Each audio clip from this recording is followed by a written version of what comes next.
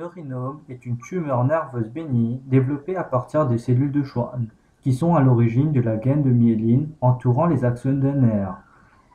Dans ce cas-ci, le patient a un déficit progressif dans les territoires du nerf 8, 7, 7 bis, gauche homolatéral. Donc, on a un schwannome à langue ponteux-cérébelleux homolatéral. Le schwannome se développe dans le canal osseux qui relie l'oreille au cerveau.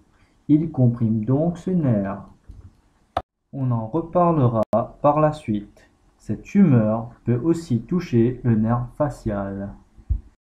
Un peu de l'histologie du neurinome avant d'aborder l'anatomie et la physiologie.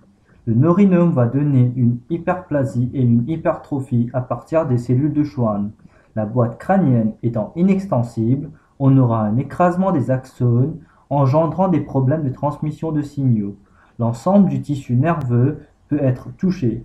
En plus de cela, la réorganisation tumorale peut engendrer un remaniement vasculaire en cas d'angiogenèse au détriment d'autres zones tumorales.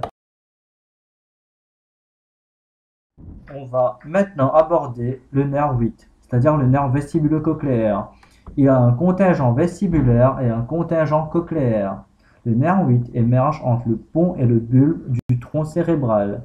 Il pénètre dans le méa acoustique interne avec le nerf facial où il se divise en nerf cochléaire et nerf vestibulaire. Les fibres du nerf vestibulaire sont issues des neurones bipolaires du ganglion vestibulaire dans le conduit auditif interne. Les prolongements de ces neurones vont se terminer sur les cellules ciliées des trois canaux semi-circulaires du sacule et de l'utricule, organes de l'équilibration. La compression de ce nerf par le schwannome entraîne l'apparition des vertiges ou des troubles de l'équilibre. Le nerf cochléaire est formé de haut en bas dans le médiolus et sort de la base de la cochlée. Leur fibre provient de l'organe de Corti, l'organe de l'audition. Une atteinte de ce nerf aboutit à la surdité progressive et ou à l'acouphène. Le nerf facial, lui, se trouve dans le tegmentum, dans la partie inférieure du pont, et possède des fibres pour le muscle de la face. Il se dirige vers l'arrière et la ligne médiane pour ensuite émerger du sillon bulbo-protubérantiel. Il passe dans l'angle ponteux-cérébelleux et pénètre avec le nerf 8 dans le canal auditif interne. Une atteinte du nerf facial va provoquer une paralysie faciale unilatérale. Ici, c'est une atteinte périphérique du nerf, donc on aura une paralysie complète des muscles ipsilatéraux. Il ne pourra plus plisser le front, la paupière ne pourra plus se fermer. Donc on aura un signe de Bell positif.